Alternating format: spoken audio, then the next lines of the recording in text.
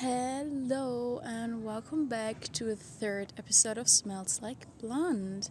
I'm happy to have you here again, and I'm happy that you choose to listen to this podcast for the third time. That's so amazing. And since we're a podcast that is real and honest about creativity, about the ups and downs, I will not tell you, ooh, everything is so fine here. No, I will be honest to you. So there's eventually something wrong with the footage of the third episode. And so that's why I'm sitting here in Korea on the campus of my university and I'm re-recording an episode for you. So yeah, I'm Jette, I'm your host. And as you know, probably if you listen to like the two other episodes, we have spoken about creativity and inspiration already. And today the topic of the episode will be similar to the one I originally planned, but we will go a little bit deeper today. We will be a little bit more honest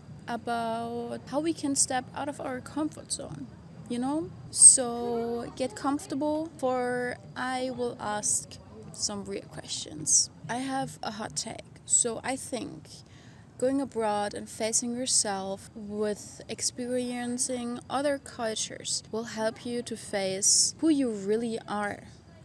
Every creative person and every artist probably knows this feeling about identity ambiguity at the beginning of their career. We will start to talk about how to construct your identity. You know, how it can help you to feel more yourself, I would say. And yes, constructing sounds a little bit like artificial and weird, but the truth is, identity is constructed. It's framework, it's little pieces you take from everywhere. So, identity has like two main parts we can separate it by. And that's like the part that asks like, who are you? Who are you to your inner self, your true self? Something maybe you don't even speak with your friends about, your inner true self. And then you have the other part that will answer the question on how are you related to others. So it's your social self. Scholars argue that identity ambiguity, so not knowing who you are and how you relate to others, may feel uncomfortable. And we know it by ourselves probably.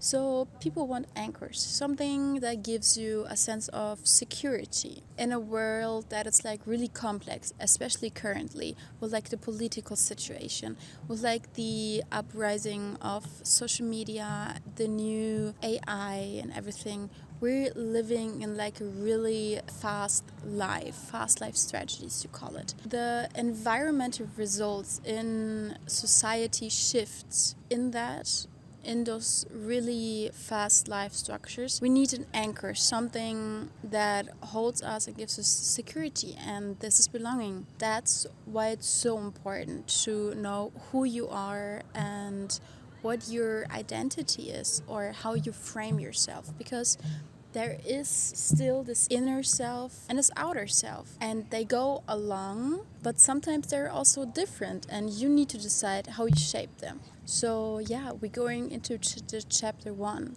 the inner identity. Who am I? So I will ask you the question right away. Who are you? Could you answer that? Maybe yes, maybe no. This is like such a broad question, right? Can I say? But I would start to mingle around and be all unsure in the third sentence, you know? And I think that's okay because identity has so many dimensions. So we will start with like the first dimension, I would say. It's the cultural and personal identity. It is shaped how you grew up, especially in what culture did you grow up, what norms and values, what experiences you had to figure out what you like and what you dislike, especially in this personal identity. For example, I've now lived 2 times abroad.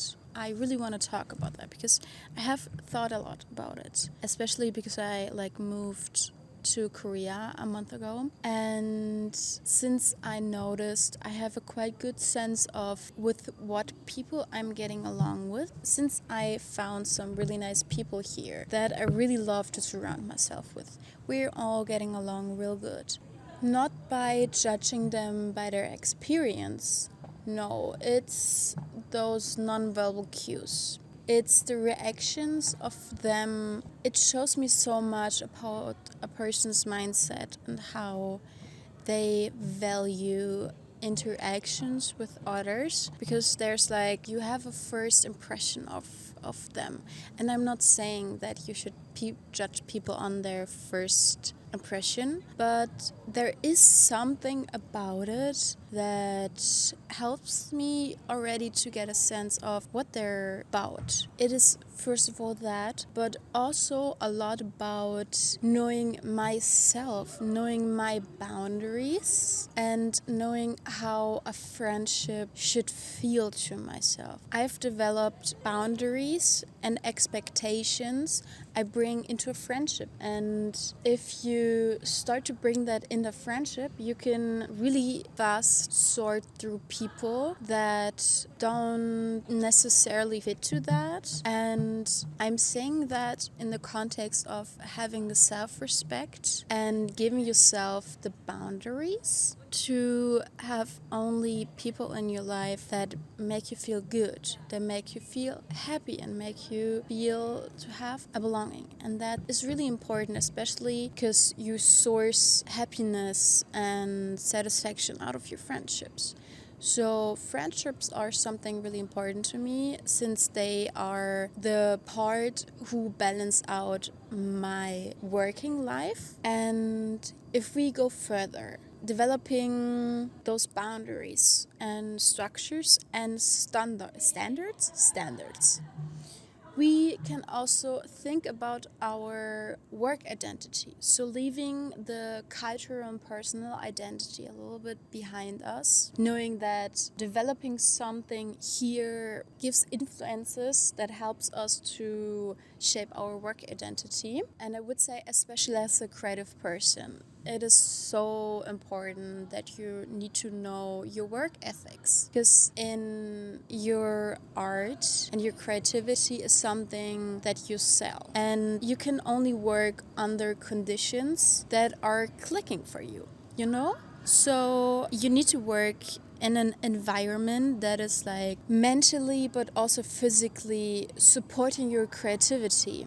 and so that you're not getting a burnout or a creative blockage. Especially knowing your personal boundaries, knowing yourself how much you can take and what is working for you or not, can help you further to set things like responsibility, honesty, punctuality, teamwork, that are all like not just buzzwords. They are reflections of your deeper values. Knowing your deeper values help you to evaluate and set a framework for those things. And I can maybe give you some examples of myself, and please don't take any things I'm saying for myself as standard level. My level is pretty high due to like my cultural experiences of being in Germany or getting education in Germany and having really like strict deadlines and everything back in the days, and now experiencing that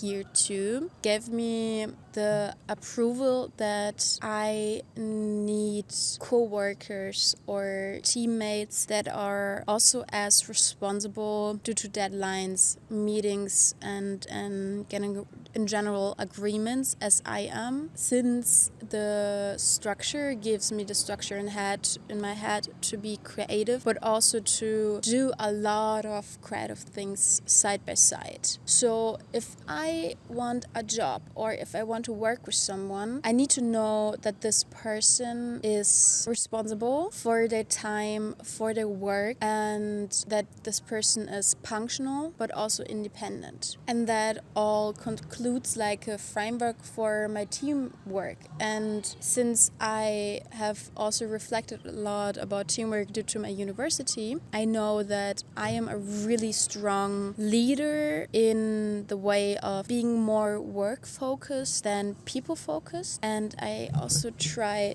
to develop in that case that I take this like the structure and this like really functional way of planning more with like a buffer time, so I can react on the circumstances human factor. And that's something I also evaluated in my personal identity. I got more open for being more spontaneously. I try to not be so dependent on plans and not getting my mood being ruined if something doesn't happen the way I expected it. So being a little bit more loose in how I see my life and being able to adapt to changing structures, or especially in a project, but also my personal life. So you see how there are already interconnections,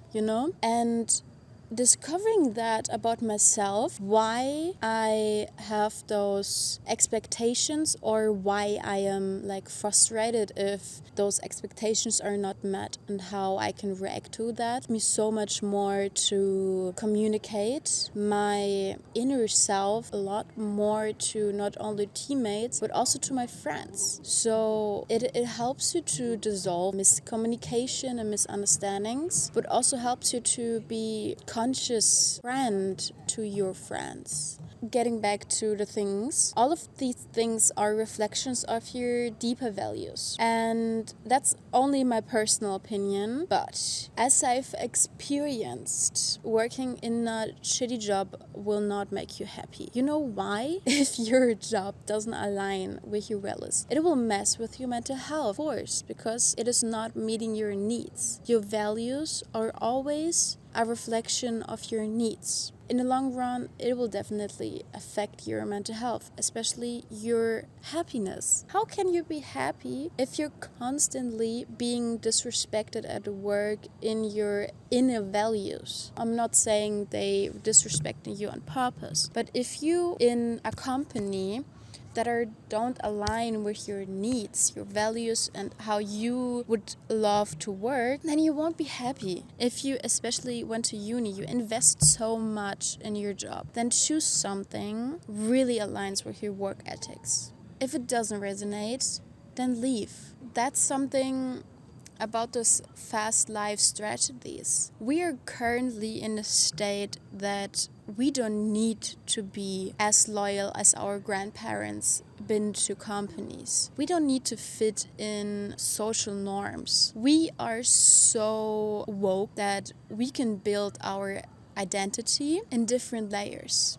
And that's why I wanted to talk about it. It is so okay to leave a workplace that doesn't resonate with you. So you're probably asking yourself, why is moving abroad so powerful here? It gives you a second mirror. So moving abroad, having a teamwork or conversations with people from other cultures gives you another angle of yourself. So they give you the opportunity to realize things that felt totally normal to you. Of a different culture on your doings will help you to get a different view on something that was normal for you, that is normal for you but not normal to others. And it will especially also help you to appreciate skills and experiences so much more. That is like one point why I think moving abroad and stepping out of your comfort zone helps you to confront yourself with who you are and gives you this awareness that is really refreshing and sometimes uncomfortable, but it helps you to grow. It helps you to see yourself and your identity with like from another point of view. And that is so important. And then reflect on it. It's not just that. Reflecting on it and starting to understand, why am I doing it? Is it working for me? Or can I take something from other cultures? And since we're already talking about how you relate to others, we get to chapter 2, our outer identity. So how do I relate to others? Because we have now talked about like your inner like values, norms, something, and now we do a little bit about your social identity. So belonging, networking, subcultures. The other big question is, how am I related to others? The relation to others is your social identity. It's about belonging and confirmation through traditions, social roles, and even subcultures. To catch up with you a little bit about those really technical terms, to give you examples. Today, the social identity is a lot commercialized, saying that in the beginning. I don't give it a value here, okay? You can think on your own if you like it or not. I have also my own opinion, but it's really neutral here. Think about TikTok trends. The clean girl, the soft girl, brat summer, or even healing area, or being a performative male. Years back, it was the punk heroine chick. I hope I'm allowed to say that here. Lifestyle and how you relate to others is your lifestyle.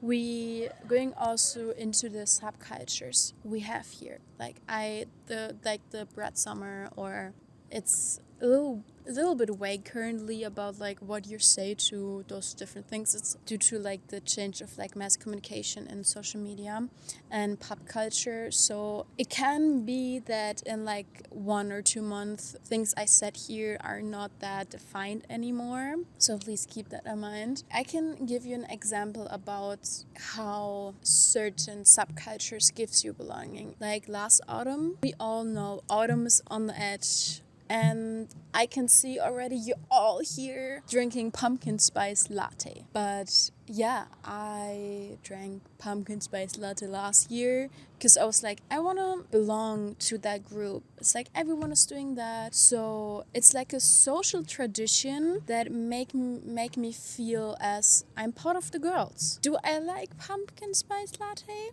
Not really. If you ever thought I liked that, I never liked it. But I drank it because I wanted to belong to something, to the girls. I wanted to have the feeling. I'm not doing it this year. And if you don't think that's something that suits you, don't do it either. It's okay. And it's not about rebelling against the mainstream for the sake of it. No. It's not like, I'm a pick-me girl, I want to be different. No. It's, for me, about your autonomy, about making your choices that are true to yourself. Instead of being peer pressured into identities that don't fit me and that don't fit you, do your own thing. And please don't be misogynist now and say, you're just a pick-me girl who wants to be different. I want to be true to myself. The truth I want to get to is that belonging is natural.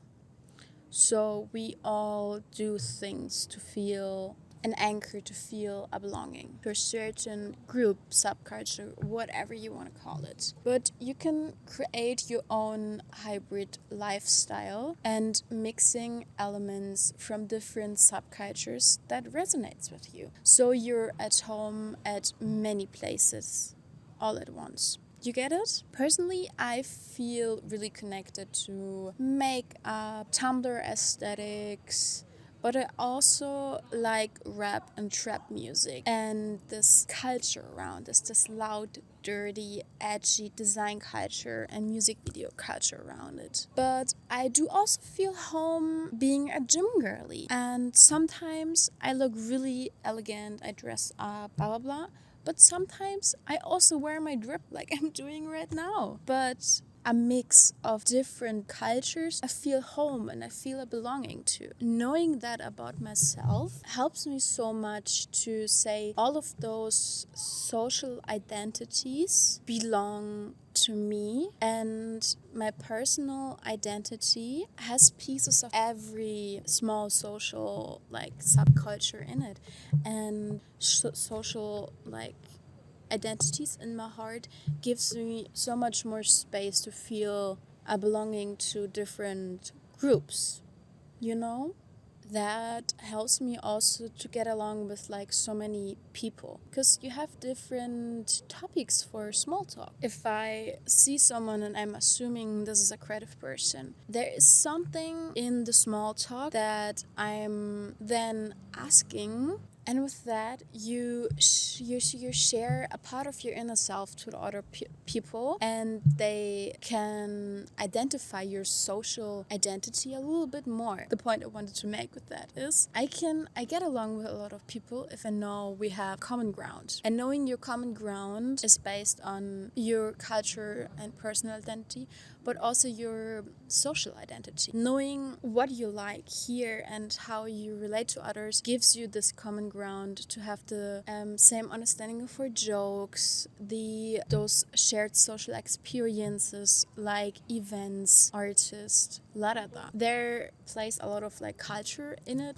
true, because I do have a little bit more difficulties getting to know Korean people because the cultural experiences are not as similar as Europeans, and you really notice that here. But I try to catch a little bit with the Korean culture, so that's okay. That mix lets me connect with very different people because I genuinely belong to all of those worlds. And I think with that, I would say with that we touched chapter 3 a little bit, the creative and emotional growth, where the creative and emotional identity comes in. So new environments spark new ideas through, if we're now talking about moving abroad, because this is where I think my point of moving abroad helps you to face who you really are. So walking around your new city, discovering architecture, music, art, whatever, new cafes, and art in general,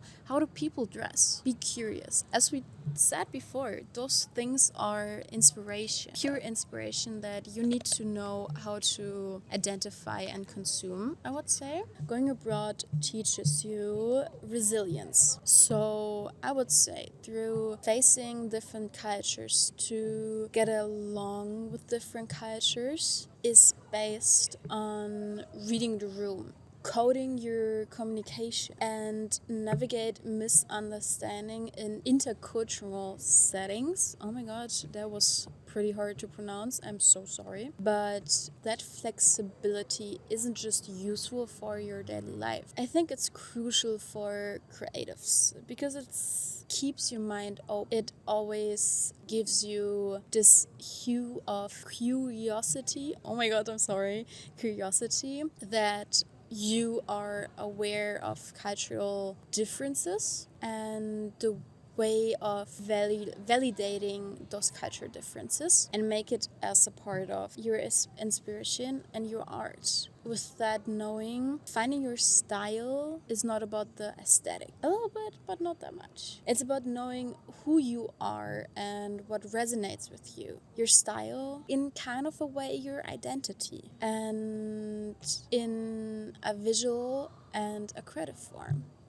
Because the way who you are mirrors what you know and what you're aware of. But there's also a trap. Inspiration is everywhere. We know that. We have talked about that. You know, the chips bag. If you listen to the other episode, I think you understand that. It is easy to copy, and it is good to copy, to practice, and to get to know what you like and what you dislike. But social media feeds us endless this aesthetics. Clean girl, soft girl, broad summer. But copying these trends doesn't give you identity. It gives you consume. And consumerism is kind of a way the new slavery. There's like a video about it where it is explained a little bit better. I'll put it in the description. Please watch it. It's so important, especially as a creative. Consumerism is so much deeper than you think. But nevertheless, the real question is,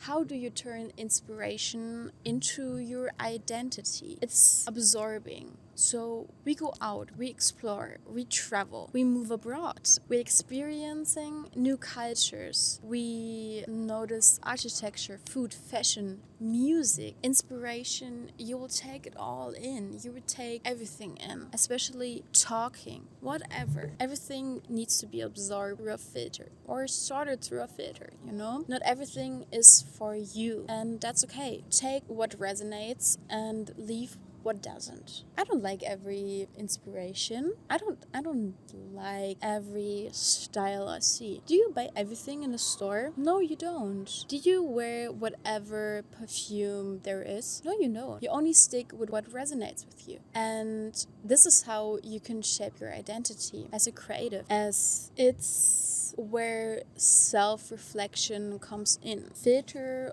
what belongs to you, what aligns with your values in your art. Who do you want to work with? What do you want to convey or communicate with your art? How do you want to package this art? It is so much that goes with it that is so hard to explain, I would say. But it's this like emotional identity to understand how you art and what impact your art has, and then using your empathy to reflect on that. And in the end, it's like the transformation. So make it yours, as we have our own identities. Our creative identity will also be mixed. It will be a hybrid language, whether it is in design, music, photography, or just the way you live. Like, I love photo shoots and makeup, but also I love the vibe of trap and rap and this edgy design and gym culture. My style is not in one box. It's a collage of influences. So that's what it makes different, but this is also the authenticity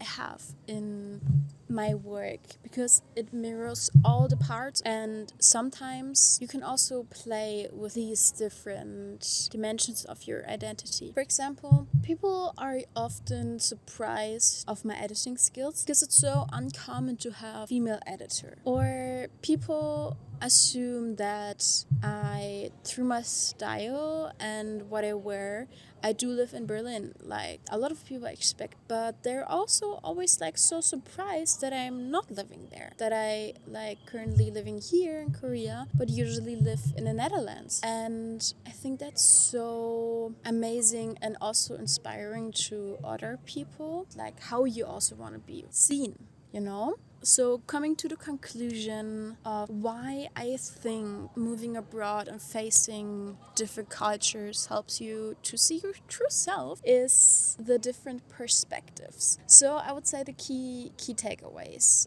are like, discover your multi-dimensional identity: cultural, personal, social, professional, and of course creative. It helps to overcome this identity ambiguity and be open about having a multi-dimensional identity. Don't let yourself put into a stereotype, because this world is so big and so great and so diverse that everyone has a different shade of gray. So allow yourself to discover your multidimensional identity. The opportunity to maybe go abroad, to go out of your comfort zone, because it forces you to confront yourself, even your darker sides, and to decide what belongs to you and what doesn't. Sit with yourself, be honest about yourself, and even how should I say that? Yeah, sit with yourself, even the dark sides of yourself. I'm not saying you should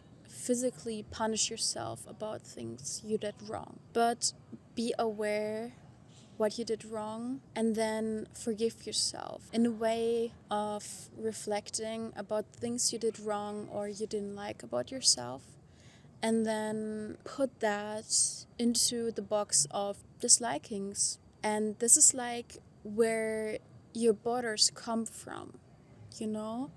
doing something that didn't make you feel comfortable, even if it was someone else or you. Knowing about that you disliked that is a huge growth.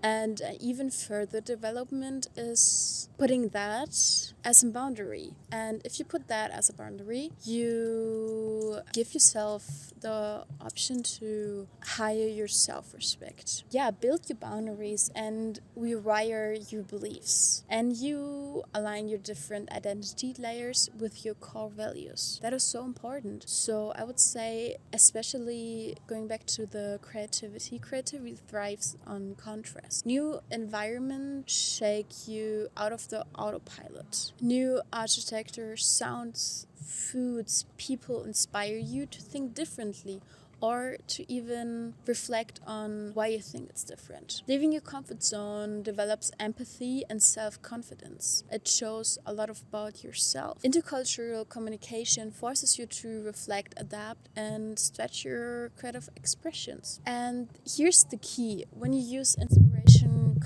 consciously, it helps you discover your style instead of drowning in trends. Take parts of the trends and make them to something personal. You don't need to adapt to the whole trend if it doesn't resonate with you. Inspiration then becomes identity work. It shapes you, not replaces you. And in the end, you get to live authentically with belongings as your anchor, no matter where in the world you are. You don't feel alone. That's why I believe going abroad and embracing other cultures is so essential for creatives. It shapes your identity, expands your worldview, helps you to become not only a better artist, but also a more grounded human being. Identity is multidimensional: cultural, personal, social, professional, but most important, creative. Going abroad helps you confront identity ambiguity, faces your darker sides, even though it hurts sometimes, and align your core values with your outer expression. And finding your style,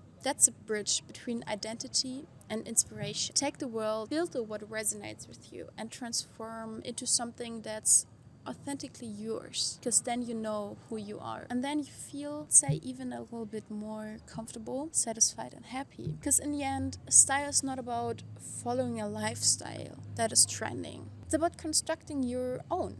And that's the most powerful anchor you can have, no matter where you were in the world you are. Know yourself, be with yourself, and like yourself. We want to like ourselves as a creative, but also in our soul. So yeah, I hope you could take away some things of this episode from Smells Like Blonde, and I hope you can reflect on a little bit. Thanks for listening to the 3rd episode of Smells Like Blonde. If you have any feedback or something, please text me on Instagram. I hope you have a pleasant day and see you in the next episode. Bye!